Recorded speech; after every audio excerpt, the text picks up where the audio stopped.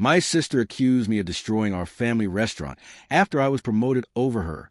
Then, she joined our biggest competitor, stole all our recipes, and spread malicious lies about me stealing money, ultimately forcing us to close after 23 years. But karma, as they say, eventually found her. I'm 32, a man, and I desperately need to get this off my chest because my entire family believes I'm to blame for the downfall of Romano's Italian kitchen. My sister, Dakota, 29, has turned everyone against me, even our parents. I'm left questioning if I truly did something wrong, or if I'm finally seeing things with a painful, clear vision for the very first time. Let me begin at the beginning. Romano's Italian kitchen was our family's legacy for 23 years. My dad, Jeppy, now 58, poured his heart and soul into it, starting the business when I was just 9, after losing his job at the steel mill. My mom, Rosa, 56, meticulously managed the books, while Dad was a culinary maestro. Dakota and I practically grew up there, washing dishes, taking orders, absorbing every facet of the business. The restaurant wasn't just a place of work. It was the beating heart of our family. For the first 5 years, we lived in a small apartment above it, until its success allowed us to finally move into a proper house. Dad's dedication was relentless. 16-hour days, 7 days a week. Mom often fell asleep over the ledger books at the kitchen table. Dakota and I had no choice but to pitch in every day after school and throughout the weekends. When I turned 16, Dad officially brought me onto the payroll as a prep cook. Dakota, 2 years younger, begged him to let her join at 14, eager to help at the front of house. She possessed an innate charm with customers, an ability to make everyone feel special. Dad often remarked that she had the gift for hospitality he never did. After high school, I enrolled in community college for business management, working full-time at the restaurant concurrently. Dakota pursued a 4-year university degree in marketing, but always returned in the summers to help. Upon her graduation, Dad offered her the assistant manager position. I'd already been working there for 8 years, but I kept my silence, acknowledging her degree and her undeniable charisma with customers. For 3 years, our system hummed along smoothly. I managed inventory, scheduling, and kitchen operations. Dakota oversaw the servers, spearheaded social media marketing, and deftly handled customer complaints. Dad remained the primary chef and made all the significant decisions, while Mom continued her diligent work with the books and payroll. The storm began brewing last year when Dad's chronic back injury worsened. He could no longer endure long hours on his feet, necessitating someone to shoulder more of the cooking responsibilities.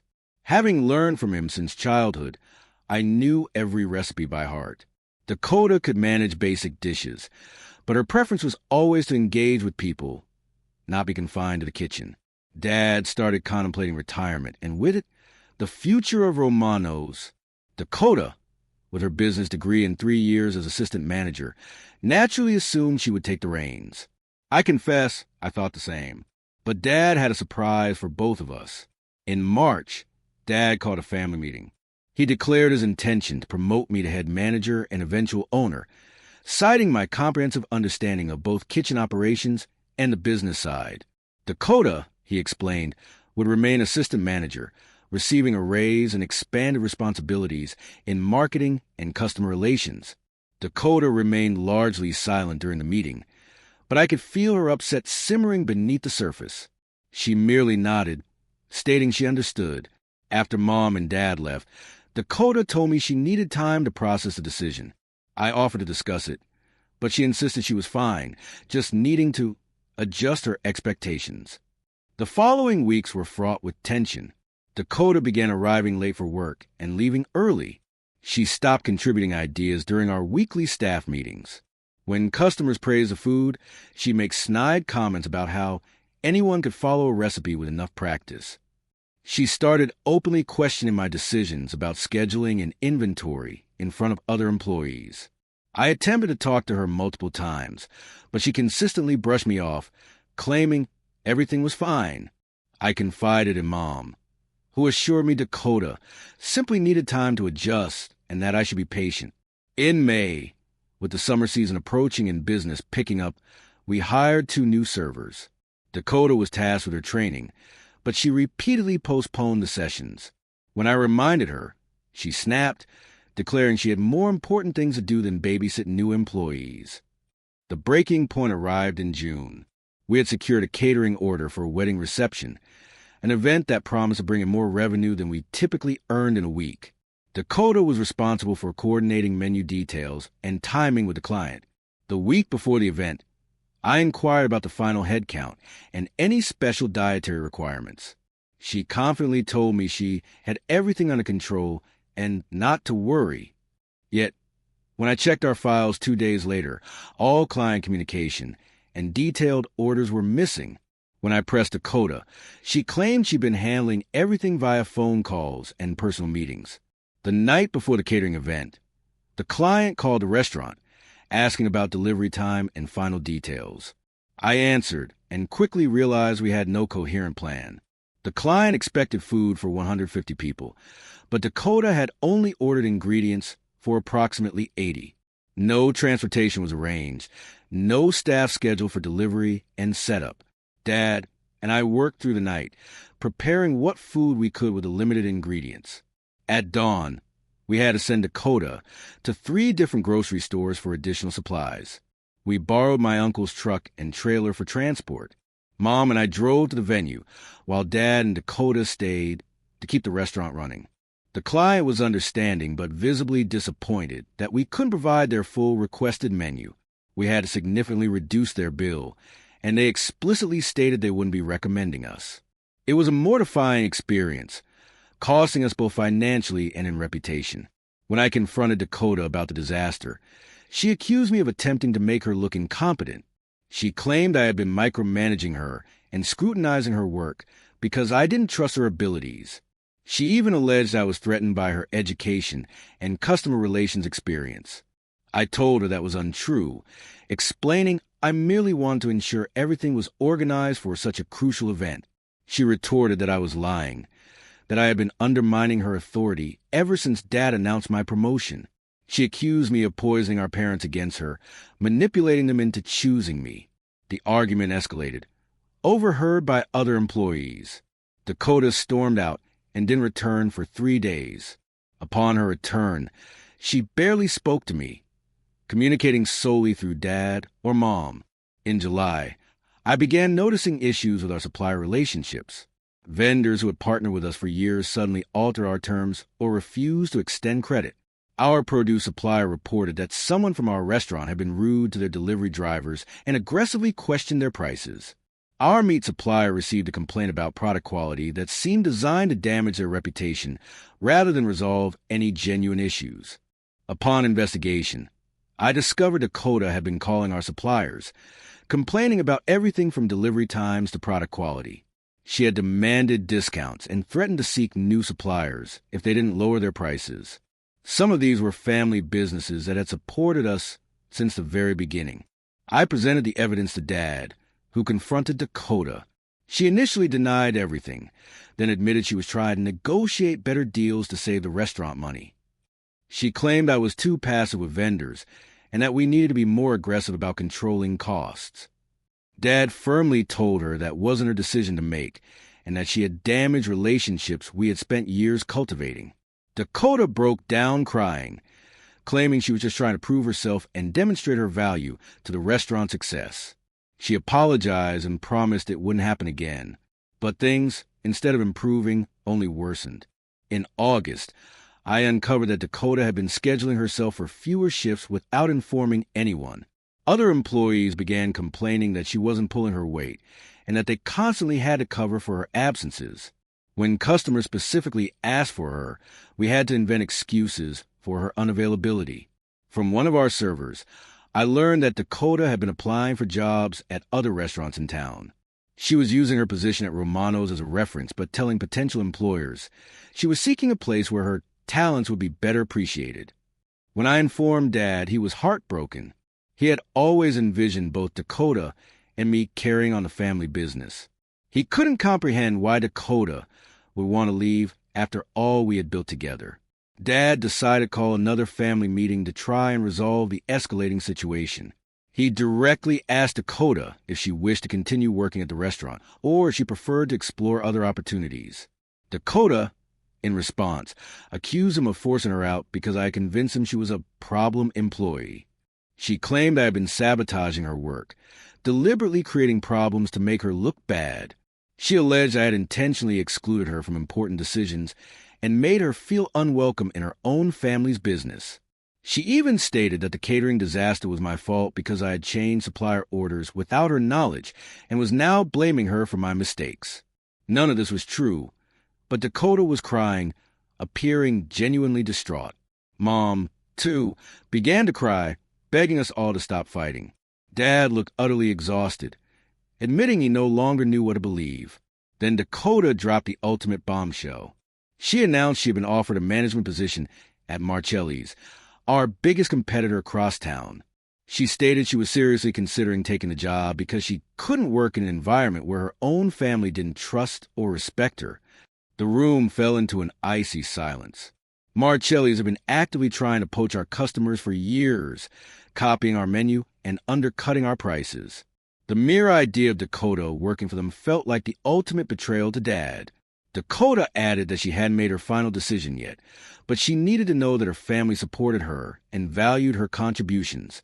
She declared that if we couldn't work together as equal partners, she didn't see how she could stay. Dad asked me to leave the room so he could speak with Dakota privately. I waited in the kitchen for 2 grueling hours. When Dad finally came to get me, he looked as if he had aged 10 years in one evening. He told me that Dakota felt I had been given unfair advantages and that she deserved equal consideration for the management role. He suggested we might consider making us co-managers instead of having a single person in charge. I gently reminded him that he had chosen me based on my experience and in-depth knowledge of the business operations. I had never asked for promotion or tried to push Dakota out. I had always supported her role and strived to work as a team. But Dad insisted that family was more important than business, and that we needed to find a way to make this work for everyone. He asked me to consider sharing the management responsibilities with Dakota on a trial basis. I agreed, unwilling to be the one responsible for tearing our family apart. But deep down, I knew Dakota had already made up her mind about leaving and was simply using this as a pretext to cast me as the villain. 2 weeks later, Dakota announced she was indeed taking a job at Marcelli's. She claimed our family had made it clear there wasn't room for her to grow and succeed at Romano's. She packed her belongings and left without even completing her notice period. Since Dakota's departure, Mom and Dad have treated me differently. They seem convinced that I forced Dakota out and that I'm responsible for her decision to join our competition. Mom barely speaks to me at work anymore, and Dad questions every decision I make. The worst part is that Dakota has been tirelessly spreading her distorted version of events throughout town. She tells everyone that I manipulated our parents into choosing me over her, and made her life so miserable she had no choice but to leave. Some of our longtime regular customers have started asking awkward questions about Dakota's absence. Now, I'm essentially running the restaurant by myself, while simultaneously trying to prove to my parents that I did nothing wrong. I work 70 hours a week and still feel like I'm a constant disappointment to them. I can't discern if I genuinely made a mistake or if Dakota simply couldn't stomach not being chosen for the top position. Did I inadvertently push my sister out of our family business? Or was she always planning to leave, merely using me as a convenient excuse? Update 1. The situation with my family has deteriorated far beyond what I ever anticipated. What unfolded after my last post revealed just how far Dakota was willing to go to exact a revenge on me and our family.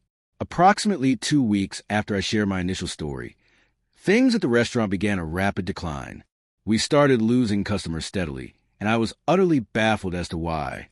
Our usual bustling Friday and Saturday night crowds were halved, and even our loyal lunch patrons were visiting less frequently. I attempted to discreetly ask some of our longtime customers if there was an issue with the food or service, but most offered only vague comments about trying new places or wanting variety. A few, however, mentioned hearing good things about Marcelli's new menu items. Then Mrs. Patterson, a cherished customer who had dined at our restaurant twice a week for 15 years, pulled me aside after her meal. She revealed that Dakota had been telephoning people, spreading rumors that Romano's was experiencing financial difficulties and might soon close. Dakota was actively suggesting that people try Marcelli's before Romano's went out of business, and left them without their favorite Italian restaurant. I was aghast, but Mrs. Patterson wasn't finished. She added that Dakota had also been circulating malicious gossip that I was stealing money from the restaurant, and that was the real reason she left. According to Dakota's fabricated story, she had uncovered my theft and threatened to expose me, prompting me to convince our parents to fire her to protect myself. None of this was true, of course, but Mrs. Patterson said Dakota appeared genuinely distraught when she recounted the tale, and people believed her. Some customers were now staying away because they didn't want to support a business they perceived as corrupt or financially unstable.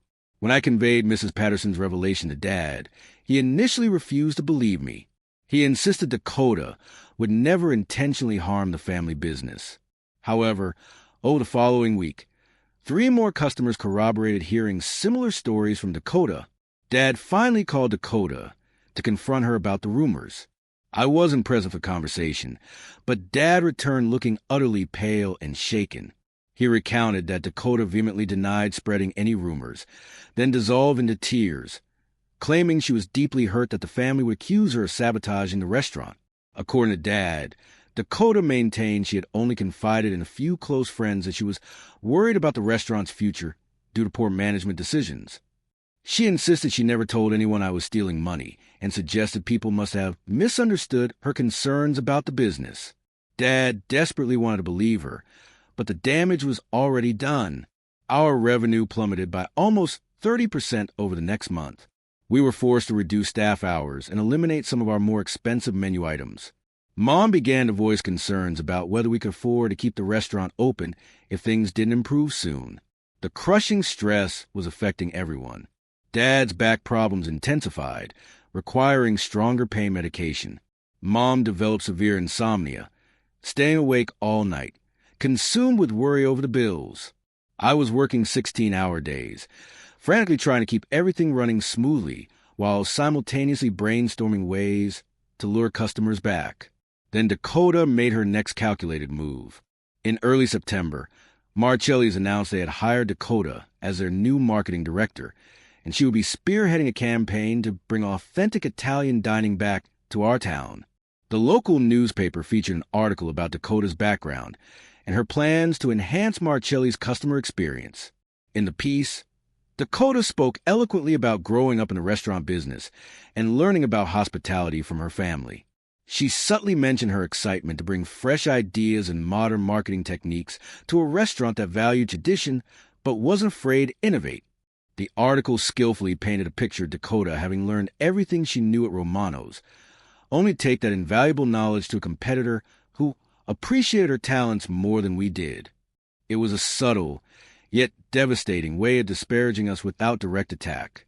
But Dakota wasn't finished.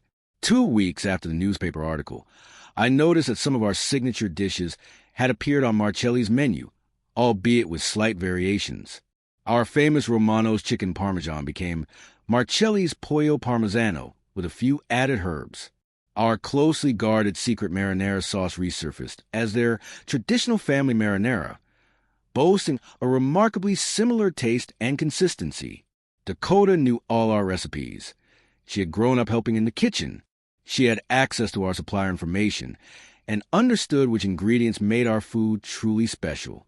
Now, she was leveraging that insider knowledge to help Marcelli's replicate our most popular dishes. When Dad grasped the magnitude of what was happening, he was utterly devastated. These weren't just business recipes to him. They were cherished family traditions, passed down from his own mother when he first immigrated from Italy. Witnessing them copied and sold by our rivals felt like having pieces of our family history brazenly stolen. Dad wanted to confront Dakota about the recipe theft, but Mom dissuaded him. She argued it would only create more drama and make the family conflict public. She clung to the belief that if we simply ignored Dakota's actions and focused on improving our own restaurant, things would eventually resolve themselves. But things continued their downward spiral. In October, we lost our weekend catering contracts when 2 different clients abruptly canceled their events with us. Both clients cited concerning things they had heard about our restaurant stability and decided to book with Marcelli's instead. I discovered that Dakota had been directly contacting our catering clients, subtly suggesting they might want to consider other options for their events. She wasn't explicitly telling them to cancel with us, but she was expertly planting seeds of doubt about our reliability and financial situation. The final straw came in November. One of our longtime suppliers called to inform us that Dakota had contacted them, falsely claiming to represent Romano's in negotiations for a new contract. She had attempted to extract detailed information about our current pricing and payment terms, supposedly to assist with budgeting decisions. The supplier was understandably confused, believing Dakota no longer worked for us. When they mentioned the call to me, the full scope of Dakota's treachery became terrifyingly clear. She was actively gathering intelligence about our business operations to share with Marcelli's. I finally possessed enough irrefutable evidence to show Dad that Dakota was deliberately attempting to destroy our restaurant. When I presented everything to him, the customer rumors, the stolen recipes, the client interference, the supplier espionage, he sat in profound silence for a long, agonizing time. Then Dad started to cry.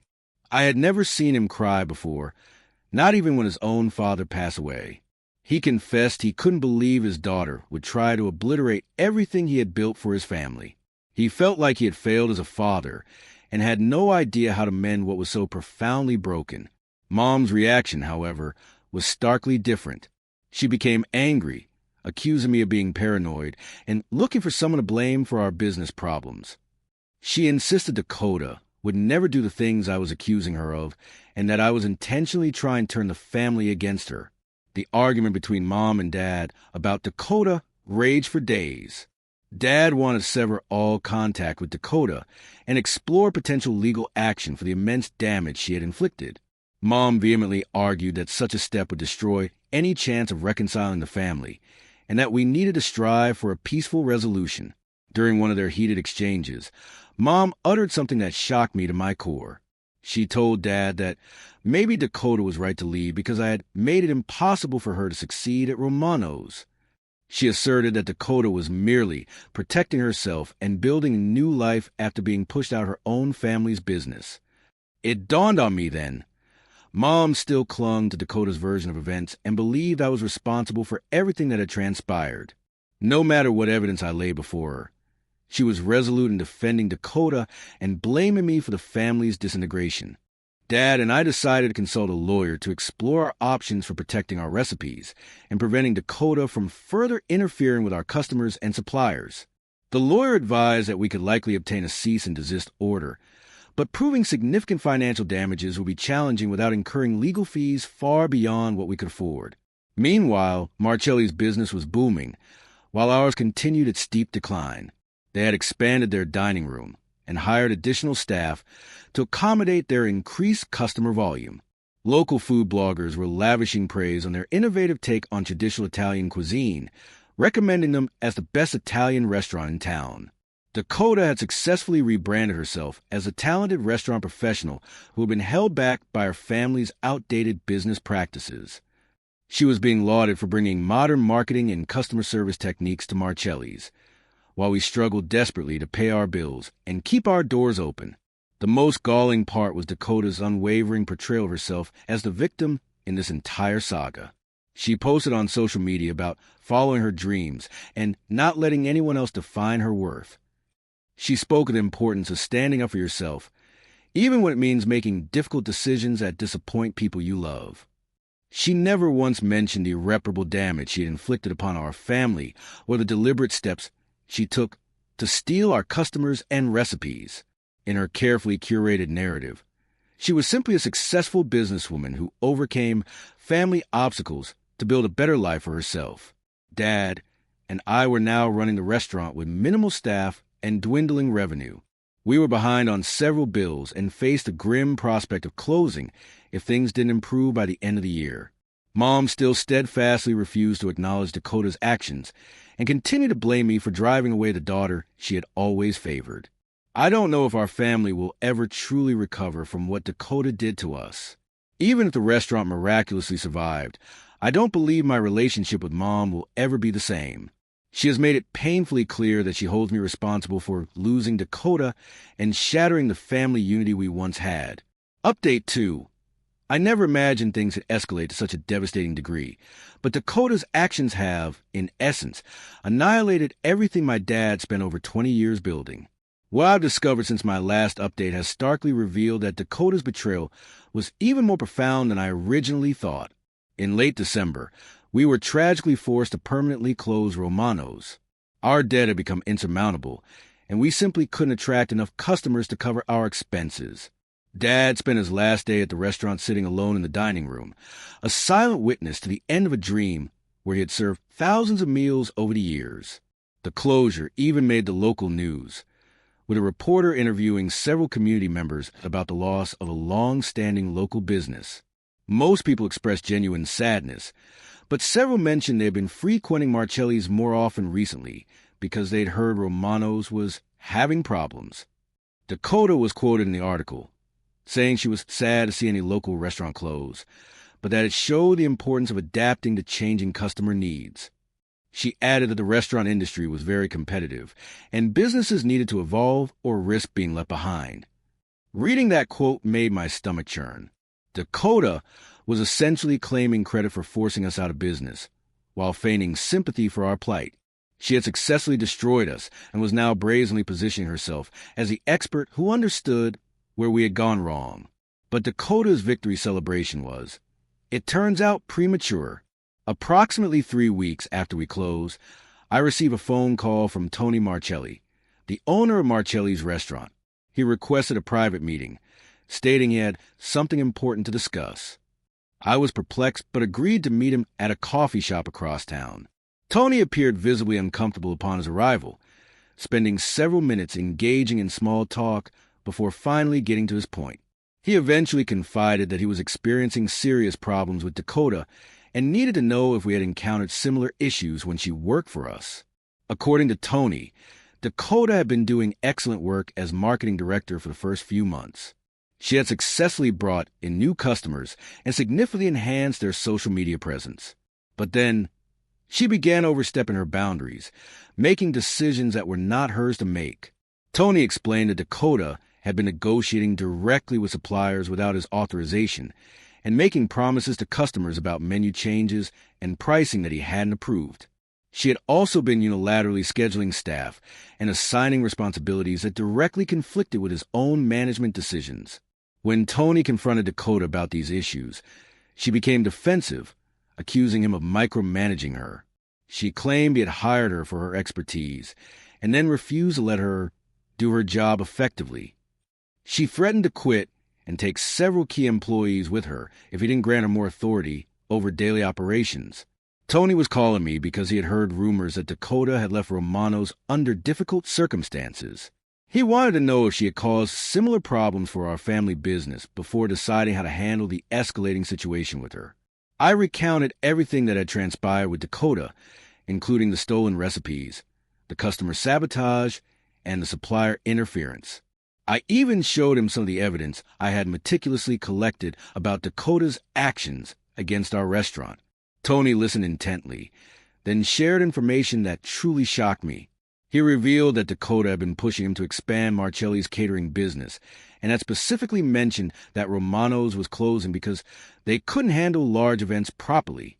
She had been using our failure as an example of what happens when restaurants don't invest in professional marketing and customer service. But the most disturbing revelation came when Tony told me about a conversation he had overheard between Dakota and one of his suppliers. Dakota had been asking incredibly detailed questions about Romano's payment history and credit terms. When the supplier mentioned that we had always been reliable customers, Dakota subtly suggested that our recent problems might indicate deeper financial issues that suppliers should be concerned about. Tony realized that Dakota had been using information she gained at Marcelli's to continue damaging Romano's reputation, even after she had left our restaurant. She had been deliberately spreading concerns about our financial stability to ensure we couldn't recover from the problems she had initially created. Tony also informed me that Dakota had been in contact with several other Italian restaurants in the area, seemingly offering to share Romano's recipes and business strategies in exchange for consulting fees. She was essentially attempting to profit from the invaluable family knowledge she had gained while growing up in our restaurant. This fresh information made me realize that Dakota's actions weren't solely about getting revenge against me or proving herself at a new job.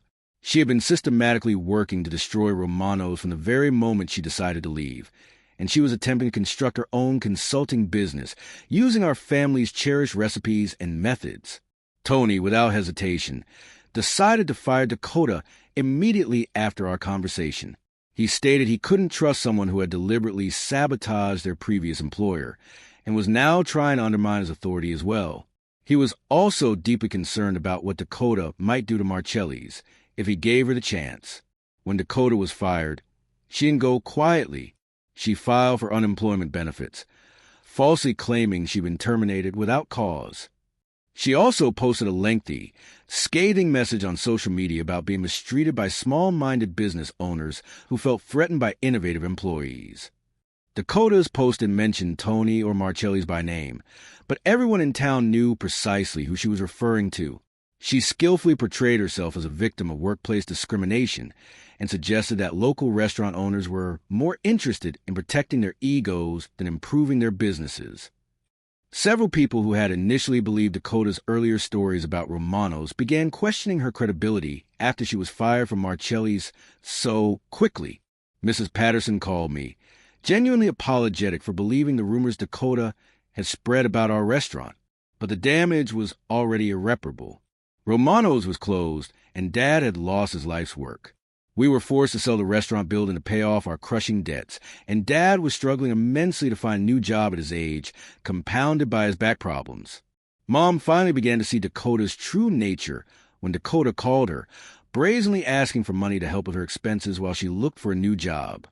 Dakota asserted that the family owed her financial support because we had forced her out of Romano's and damaged her reputation in the restaurant industry. When Mom flatly refused to give Dakota money, Dakota became enraged and hurled some truly horrible accusations. She told Mom that she was glad Romano's had closed because it proved that Dad was a failure as a businessman and that the family had been living in denial about their lack of talent. Dakota also declared that I had always been jealous of her education and social skills, and that I had manipulated our parents into favoring me because I was afraid of being outshined by her success. She even cruelly stated that Mom was weak for not standing up to Dad and me when we pushed Dakota out of the business.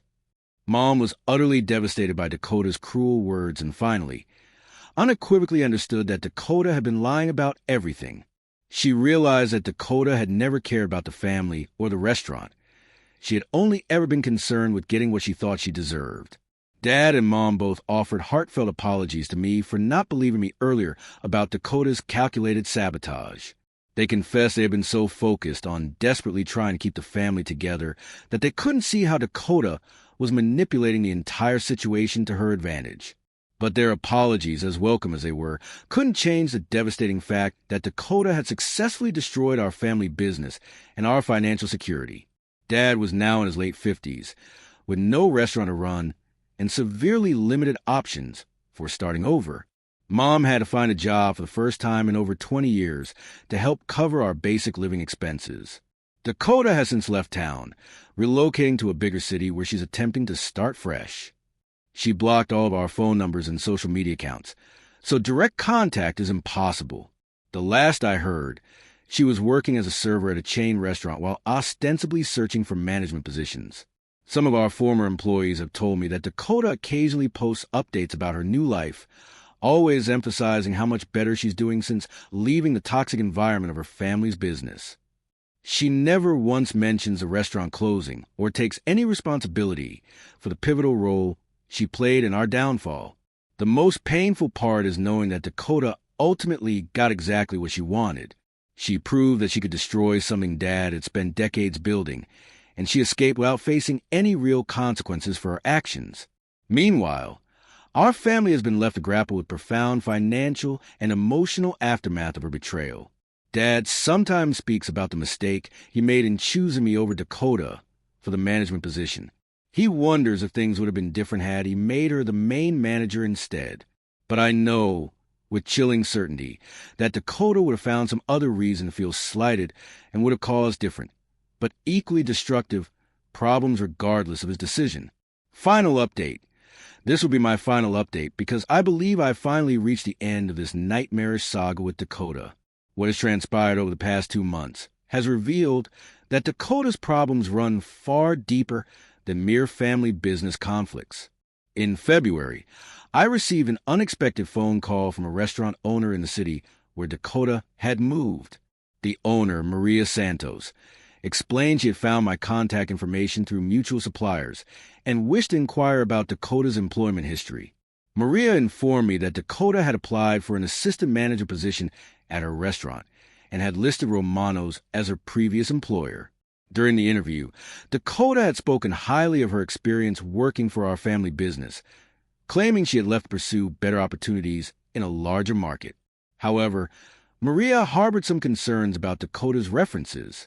When she called the phone number Dakota provided for Romano's, she received a disconnected message.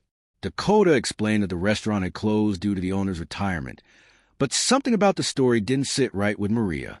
Maria had conducted some online research and discovered news articles about Romano's closing due to financial problems, not retirement. She also found social media posts from Dakota that seemed to contradict the polished, professional narrative Dakota had presented during her interview. I told Maria the unvarnished truth about what Dakota had done to our restaurant and our family. Maria listened intently, confirming that my account aligned with some concerns she had developed about Dakota's character during the interview process. Maria decided not to hire Dakota, but then she did something truly surprising. She contacted 2 other restaurant owners in her city who had also interviewed Dakota and shared the information I had provided. All 3 owners agreed to warn each other if Dakota applied to work for any of their businesses in the future. This informal network of restaurant owners began sharing information about Dakota's background and her disturbing pattern of sabotaging previous employers. Word spread rapidly through the local restaurant community, and Dakota found herself unable to secure employment anywhere in food service. According to Maria, Dakota had been working temporary jobs and living in a cheap apartment, rapidly burning through what savings she had from her brief tenure at Marcelli's. Dakota's social media posts had grown increasingly bitter, and she was now blaming everyone else for her inability to find steady work in her chosen field. In March, Dakota finally ran out of money and was forced to move back to our town. She couldn't afford to remain in the city and had no choice but to return to where she still had family connections, despite having burned most of those bridges. Dakota first attempted to contact Mom, likely believing she would be the most sympathetic family member. But Mom had learned a painful lesson about Dakota's manipulation and flatly refused to let her stay at the house or borrow money. Dakota then brazenly showed up at Dad's new job at a hardware store and caused a scene when he, too, refused to help her. She accused him of abandoning his daughter and claimed she was homeless because of his favoritism toward me. Dad's manager was forced to ask Dakota to leave the store. Finally, Dakota arrived at the apartment where I was living and demanded that I help her find a place to stay. She insisted I owed her assistance because I had caused all her problems by turning the family against her. When I refused, she started screaming, threatening to spread even more lies about what I had supposedly done to her throughout town. I calmly recorded Dakota's threats on my phone and told her that I would share the recorder with anyone who wished to hear her real personality instead of the victim act she usually performed. Dakota, realizing I had undeniable evidence of her true behavior, finally left me alone. But Dakota's return to town created new problems for our family. She began approaching people we knew, asking them for money or places to stay. She would spin a different sob story to each person, claiming to be mistreated by her family and desperately needing help to get back on her feet. Some people who didn't know the full, ugly truth about what Dakota had done were initially sympathetic and offered temporary assistance. However, Dakota would quickly overstay her welcome, making incessant demands, criticizing how people lived, and attempting to manipulate them into providing more help than they had initially agreed to give. Dakota cycled through about 6 different temporary living situations in 2 months before everyone in town finally realized her true character. She developed a notorious reputation as someone who would exploit any kindness and cause drama wherever she went. The breaking point arrived when Dakota tried to secure a job at the grocery store where Mom had started working part-time. Dakota applied without telling Mom and then showed up for an interview with the store manager. During the interview, Dakota brazenly badmouthed our family, claiming we had stolen her inheritance and forced her out of family business. She said she was the real victim in the situation and deserving of sympathy and support from the community. Unfortunately for Dakota, the store manager was friends with several people who knew the truth about what had happened with Romanos. The manager had also heard about Dakota's destructive behavior since returning to town and wisely decided not to hire her. Dakota was absolutely furious about being rejected for the grocery store job and decided to retaliate against Mom. She went to the store while Mom was working and started loudly telling customers that Mom was a bad mother who had chosen her son over her daughter and destroyed the family. The store manager had called security to remove Dakota from the building. Mom was mortified and worried that the incident might affect her own job, but her coworkers and the manager were incredibly supportive, understanding that Dakota was a problem, not Mom. After the grocery store incident, Dakota finally seemed to realize that she had exhausted all her options in our town. She couldn't get a job, couldn't find people willing to help her, and couldn't manipulate anyone into supporting her victim narrative anymore. Dakota made one last, feeble attempt to reconcile with the family by writing letters to each of us, offering apologies for her behavior, and asking for another chance. But her apologies were hollow, focusing more on her own difficulties and on profound damage she had inflicted upon our family. None of us responded to Dakota's letters. We had all painfully learned that Dakota was utterly incapable of taking real responsibility for her actions and would simply use any opening to create new drama and manipulation. Last week, I heard that Dakota had left town again, this time to stay with a distant relative in another state. I don't know if the relative understands what they're getting into, but I suspect they'll learn soon enough. Dad has adjusted remarkably well to his new job at the hardware store and seems to be finding some peace in working with his hands again, free from the crushing stress of running a restaurant. Mom is thriving at the grocery store and has made good friends with her coworkers who genuinely appreciate her strong work ethic and kindness. As for me, I've decided to leave the restaurant industry entirely. I'm going back to school to study accounting, hoping to embark on a career that doesn't involve family businesses or the kind of deeply personal drama that utterly destroyed Romanos. The entire harrowing experience with Dakota taught me that some people are willing to obliterate anything and anyone to get what they think they deserve. Dakota never truly cared about the family or the restaurant. She only ever cared about being recognized as the most important person in any given situation. I don't expect to have any contact with Dakota in the future, and frankly, I'm fine with that. She made her choices, and now she has to live with the consequences. The rest of us are moving forward, building new lives without her toxic influence. Sometimes I reflect on what might have happened if Dad had chosen Dakota over me for the management position. I used to wonder if that would have prevented all the subsequent problems. But now I understand, with chilling clarity, that Dakota would have found some other reason to feel wronged and would have caused different, yet equally destructive, problems. Dakota's insatiable need to be the center of attention and her relentless willingness to hurt anyone who stood in her way were always intrinsic to her personality. The restaurant situation simply gave her an amplified stage to perform on and more people to grievously hurt in the process. I don't hate Dakota, but I don't miss her either. My life is immeasurably calmer and more predictable without her constant drama and manipulation. Dad and Mom seem visibly relieved, too, though they would never express it directly. We lost Romanos and the financial security that accompanied it, but we also gained something invaluable. We learned who Dakota truly was, and we stopped wasting our precious energy trying to please someone who could never, ever be satisfied. Sometimes losing something precious forces you to see, with piercing clarity, what was truly important all along. The restaurant was special because it represented Dad's dreams and our family's unwavering hard work. But the building and the business were never as important as the profound relationships between people who actually cared about each other. Dakota destroyed the restaurant, but she couldn't destroy the bond between Dad, Mom, and me because we chose to support each other instead of tearing each other down. I still drive past the old Romano's location sometimes. It's been transformed into a cell phone store now, with no discernible sign that it was ever a vibrant family restaurant. But I cherish good memories of growing up there, learning about hard work and dedication from Dad. Dakota tried to snatch those memories away from us by claiming that everything was built on lies and favoritism, but she was profoundly wrong. The restaurant was built on Dad's unwavering determination to provide for his family and Mom's courageous willingness to sacrifice for something far bigger than herself. Dakota never grasped that true success stems from working together and supporting each other through difficult times.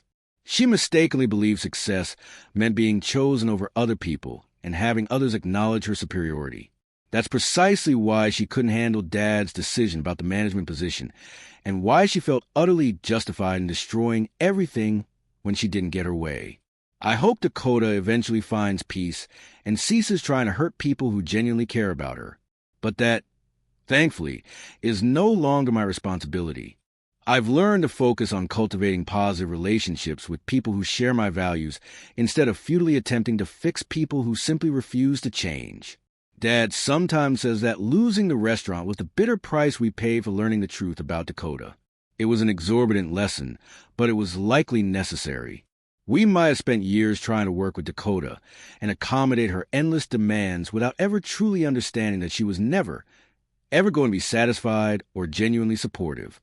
Now, we know who we can truly count on and who we can unequivocally trust. That hard-won knowledge is worth more than any business or financial security, even though it came at an agonizingly high cost. Dakota taught us about loyalty by showing us, in vivid detail, what disloyalty looks like. And she taught us about family by showing us, unequivocally, what family isn't. This entire ordeal has been the most difficult thing our family has ever faced. But we survived it, and we are undeniably stronger now because of what we learned. Dakota thought she was punishing us by snatching away the restaurant, but she actually afforded us the invaluable opportunity to discover what truly matters and to build our relationships on a sturdy foundation of truth instead of flimsy illusion. I don't know what Dakota is doing now or whether she's happy with the choices she made. I genuinely hope she is, for her own sake, but I know with absolute certainty that we are better off without her toxic influence in our lives. And I'm profoundly grateful that we finally see the situation clearly instead of endlessly making excuses for behavior that was always inherently unacceptable. The restaurant is gone, but our family survived Dakota's relentless attempts to destroy us. That, I realize now, is a real victory in this entire mess, even though it took us a long, painful time to recognize it. My sister-in-law tried to seduce me, and when I rejected her, she manipulated our text to frame me for an affair. Thankfully, my security cameras caught her entire twisted plan. I'm 36, a man, and I never thought I'd find myself in a situation like this. I've been married to Sati, 34, for 8 wonderful years, and we've been together for 10. We met in college through mutual friends and instantly clicked. She's smart, funny, caring, everything I could ever want in a partner. We've built a fantastic life together, never encountering any major issues until now. The problem, however, isn't with Sati. It's with her older sister, Emma, 37. Some crucial background information is necessary to understand the full scope of the situation. Emma and Sati endured a complicated childhood. Their parents, undeniably, favored Sati, a fact both sisters openly acknowledge. While Sati received new clothes and dance lessons, Emma was relegated to hand-me-downs and perpetually told to focus solely on academics. Sati was the pretty, popular one who could seemingly do no wrong, whereas Emma was a responsible, serious child who had to work twice as hard for half the recognition. This deeply ingrained dynamic followed them well into adulthood. Sati pursued a career as a nurse, helping people and bringing immense pride to her parents. Emma entered corporate law, achieving financial success, but never quite garnering the same degree of parental approval. She married her college boyfriend young, but that union spectacularly imploded 2 years ago when he cheated with a 25-year-old paralegal from his firm. The divorce was predictably messy. He attempted to hide assets, claiming she was too focused on work. Typical bitter accusations. Sati was an incredible pillar of support during this tumultuous period, allowing Emma to stay with us for almost 3 months while she pieced her life back together. Initially, I was perfectly fine with Emma staying. She seemed utterly broken by the divorce. And after all, family helps family, right? In fact, she was quite a good house guest at first. She helped with cooking, kept the house clean, and was respectful of our space. Sati works demanding 12-hour shifts at the hospital, sometimes nights, so it was actually nice having someone else around. I work from home as a software developer, so I'm always present. The problem began gradually, so subtly that I almost didn't notice at first.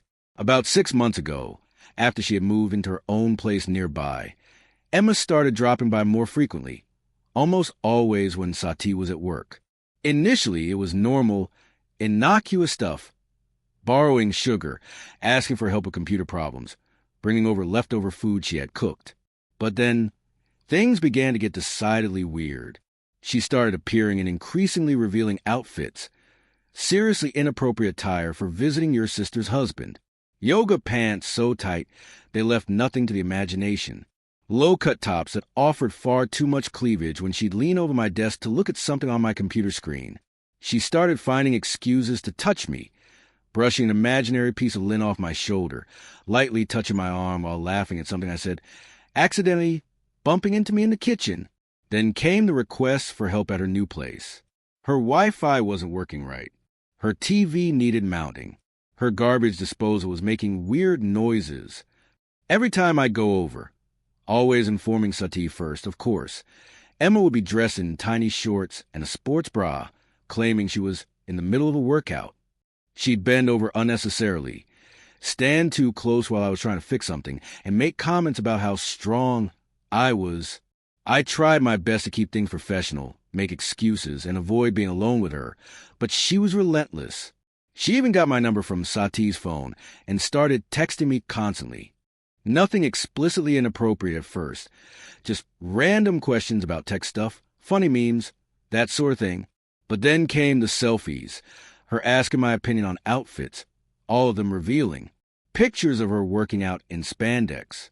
Just yesterday, she sent me a bikini pic, asking if it was too revealing for the family beach trip next month.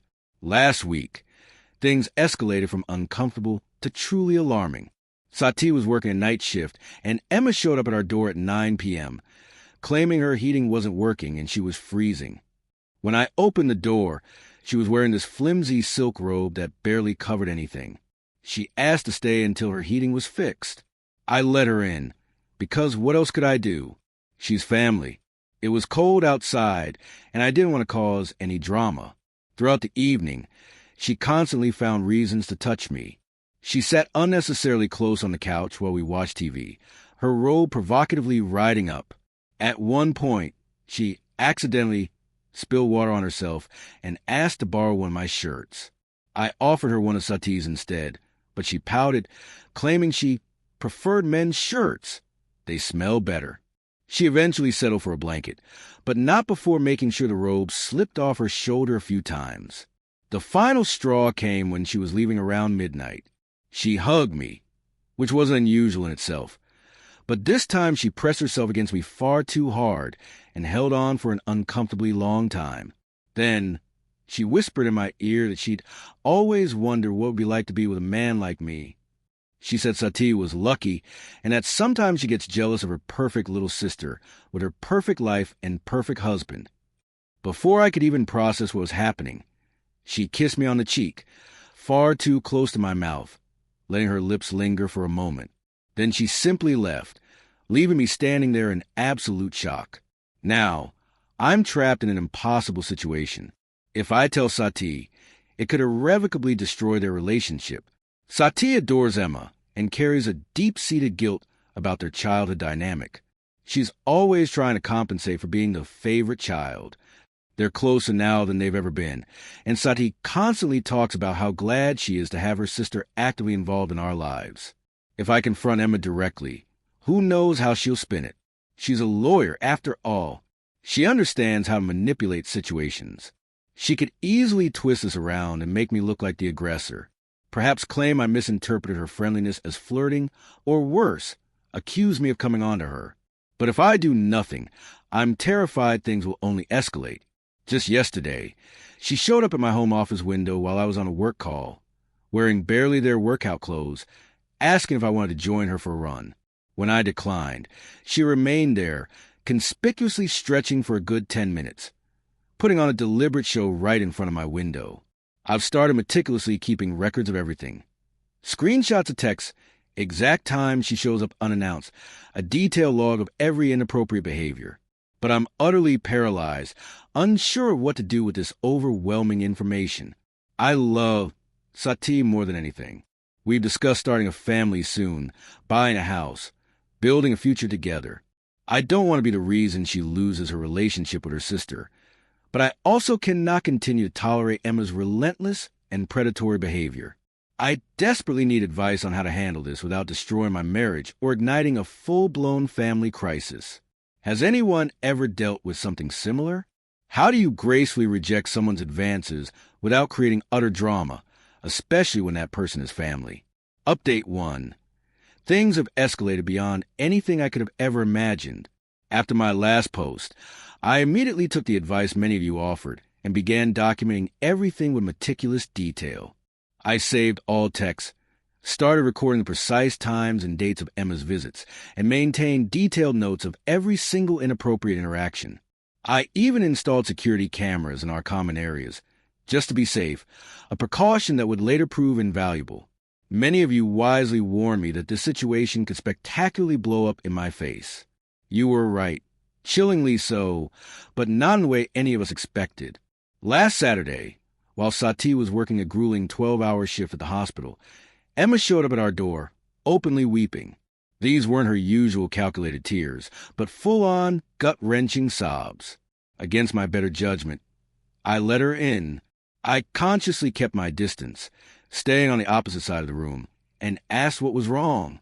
She collapsed onto our couch, the very same one where she had attempted to seduce me weeks before, and began talking about how profoundly lonely she'd been since her divorce. She droned on about how seeing Sati and me together made her acutely aware of what she was missing, how her ex-husband never treated her the way I treat Sati. Then she looked at me with those sad, manipulative eyes and dropped the bomb. She claimed we had a moment. Last month during that night, she came over with a heating issue. According to her twisted narrative, there was this intense connection between us. She insisted she caught me staring at her that night and that she felt the electricity between us. When I firmly told her she was imagining things and that I needed her to leave, she instantly turned angry. Her tears dried up in a flash, replaced by a cold, calculating look on her face. That's when she delivered her devastating blow. She told me she'd already spoken to Sati about our relationship. She pulled out her phone and showed me texts she'd sent Sati. I felt a wave of nausea wash over me as I looked at them. She had meticulously edited screenshots of our conversations, deleting her provocative messages and leaving only my responses, which, completely out of context, looked incredibly suggestive. She had even photoshopped some of my texts, making innocent comments appear flirty. In one exchange, where she'd asked for help with her TV, and I'd simply replied, "No problem. Happy to help," she doctored to say. "Can't wait to come over and help you." She possessed dozens of these carefully edited conversations, constructing a fake narrative of me pursuing her over several months. She had told Sati that she'd been keeping quiet about my advances to protect her, but the guilt was eating her alive. She claimed I kept finding excuses to come to her house, that I complimented her appearance inappropriately, and that I made her uncomfortable with suggestive comments. The worst part was that she had actual pictures of me at her house, all the times I'd gone over to help with various things, always with Sati's full knowledge. But now, these innocent visits looked incredibly suspicious in light of her fabricated story. She even used the security camera footage from her door, which I'd ironically helped her install, to prove how often I'd been there. When Sati came home that night, everything felt different. She could barely look at me. She walked straight to our bedroom without uttering a single word. When I followed her, desperately tried to explain, She just held up her hand and said she needed time to think. I tried to show her the real texts, the unedited versions, but Emma had already poisoned that well. She had explicitly warned Sati that I might try to show her edited messages to cover my tracks. She told Sati not to believe anything I tried to show her because I'm tech-savvy and could easily fake evidence. It was as if Emma had thought of everything. Every possible defense I could offer, she had already meticulously undermined. She had weaponized my own job against me, suggesting that because I work in tech, I could effortlessly fake any digital evidence I tried to present in my defense. The next few days were pure hell. Sati slept in the guest room. She went to work, came home, and barely spoke to me.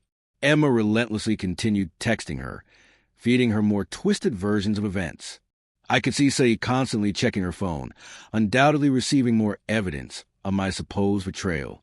I tried talking to her multiple times, but Emma had done such a thorough job that everything I said sounded like nothing more than a pathetic excuse. When I told Sati about Emma's revealing outfits, she retorted that I must have been paying too much attention to notice. When I mentioned inappropriate touching, she coldly asked why I never brought up before. The most agonizing part was witnessing the doubt in Sati's eyes. This woman, who has known me for 10 years, with whom I built an entire life, was actually wondering if I could have done this. Emma had expertly played on all of Sati's insecurities, about being the favorite child, about their complicated relationship, about everything. I'm writing this update from a hotel room. Sati asked for space to figure things out.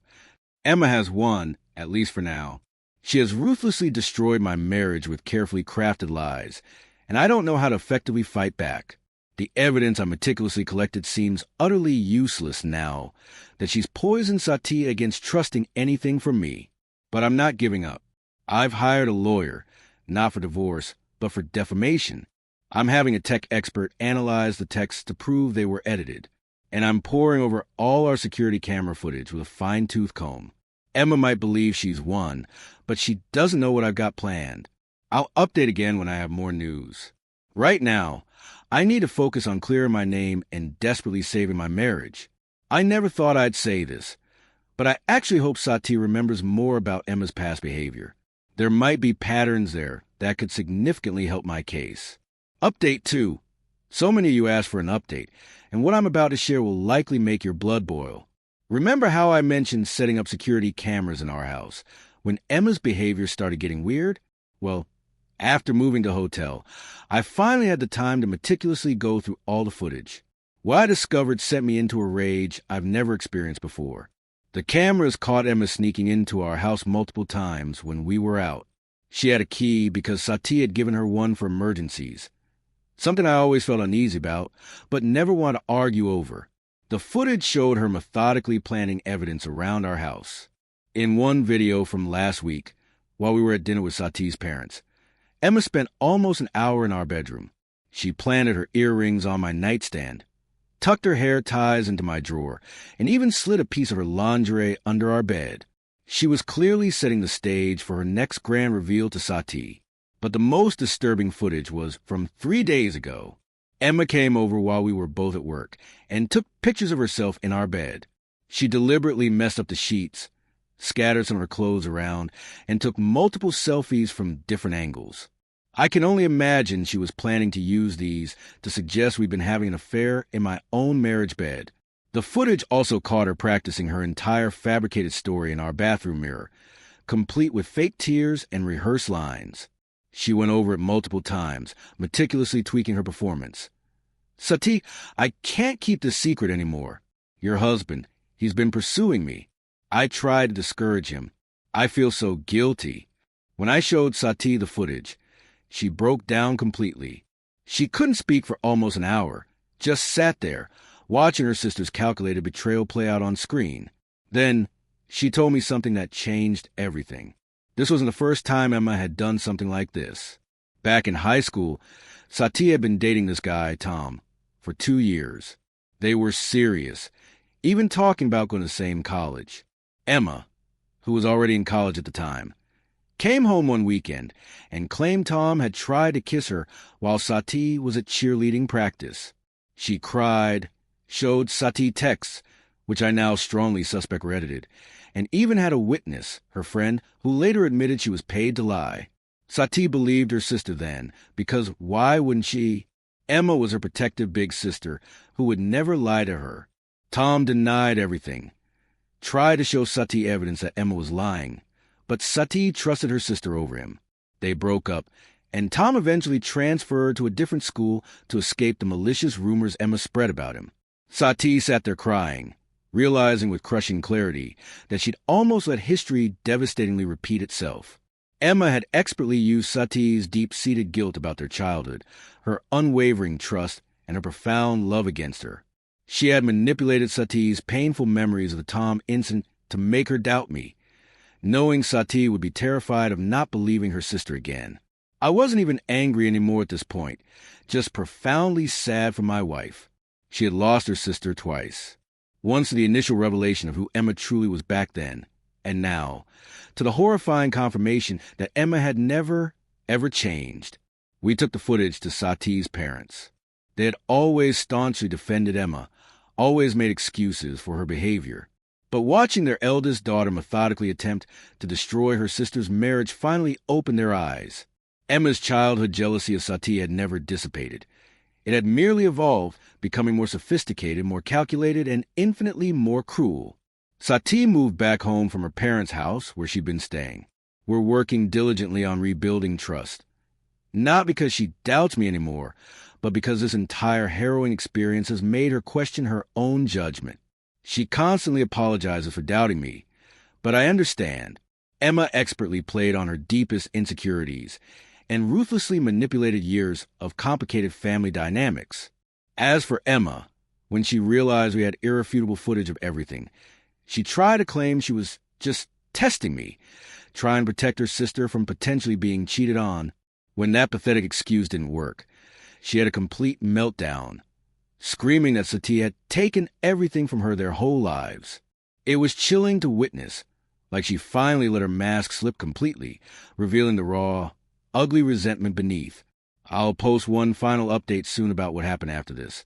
But right now, we're focused on healing. Sati is in a truly dark place. Realize that her sister is someone she never really knew. The woman she looked up to, who she trusted more than anyone. Try to destroy her marriage out of pure, venomous jealousy. Update 3. This will be my final update on this persistent nightmare. A lot has transpired since my last post, and you all deserve to know how this devastating mess finally concluded. After we caught Emma on camera, Sati confronted her. It was anything but pretty. We invited Emma over, purposefully not telling her we had ironclad evidence. Sati wanted to give her one last chance to come clean. Emma showed up, predictably, with her usual performance. The concerned sister, the reluctant whistleblower, the whole charade. Sati sat there quietly, letting her spin her elaborate story again about how I'd been pursuing her, how she was just trying to protect her sister. Then, Sati played the security footage. Emma's face cycled through about 5 different emotions in 10 agonizing seconds. Shock, anger, fear, then this unnerving, almost serene calm. She tried claiming she was just testing me, setting up elaborate scenarios to see if I would cheat on Sati. When that transparent lie didn't work, she claimed she was trying to protect Sati from ending up like her, cheated on and divorced. Finally, when she realized none of her carefully constructed lies were landing, she snapped. She started screaming about how Sati had everything handed to her their whole lives. How their parents always loved Sati more. How Sati got the perfect husband, the perfect job, the perfect life. She even dredged up grievances from 20 years ago. Childhood toys she never received, parties she wasn't allowed to attend, boys who preferred Sati instead of her. The truly terrifying part wasn't the screaming. It was what came after. She suddenly went completely calm and coldly told Sati she deserved everything, that she spent her whole life watching Sati get everything she wanted. And for once, she wanted to take something away from her perfect little sister. She chillingly admitted she'd done the exact same thing with Sati's high school boyfriend, said she'd do it again if she could. Sati just looked at her, her voice firm and resolute, and said, "Get out. Don't ever contact me or my husband again." Emma tried to argue, to cajole, But Sati stood unyielding. When Emma finally left, she slammed the door so hard a picture fell off the wall. We moved 3 weeks later. Sati secured a transfer to a different hospital in another city, and as a software developer, I can work from anywhere. We didn't disclose our new location to anyone in the family except Sati's parents, who had, at long last, truly seen Emma for who she really is.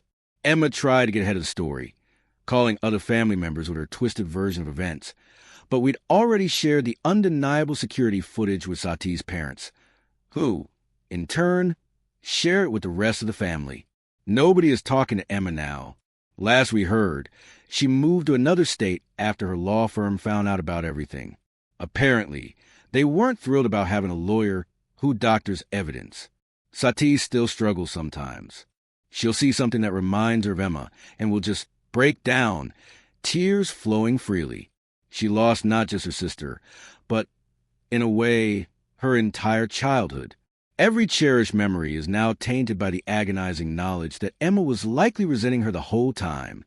But we're working through it day by day. Sati is focusing intensely on her new job, and we're actively trying for a baby. I, of course, installed a top-of-the-line security system in our new house. Old habits die hard, especially after such profound betrayal. We change our phone numbers, email addresses, everything. Emma attempted to reach out once through a fake social media account, but we blocked it immediately. Sometimes I ponder how different things would be if Emma had simply sought therapy for her deep-seated childhood issues instead of allowing them to fester into this destructive, poisonous jealousy. But that, I've learned, is no longer our problem. We're focused squarely on building our new life, far away from toxic family drama. The profound silver lining in all this is that Sati and I are stronger than ever. Nothing bonds you quite like surviving someone's deliberate attempt to destroy your marriage. We've learned to truly appreciate what we have and to be far more discerning about who we trust, even if they are family. Emma's heinous actions cost her everything. Her sister, her family, her reputation, and likely her career. Sometimes karma, in its own slow, relentless way, works out perfectly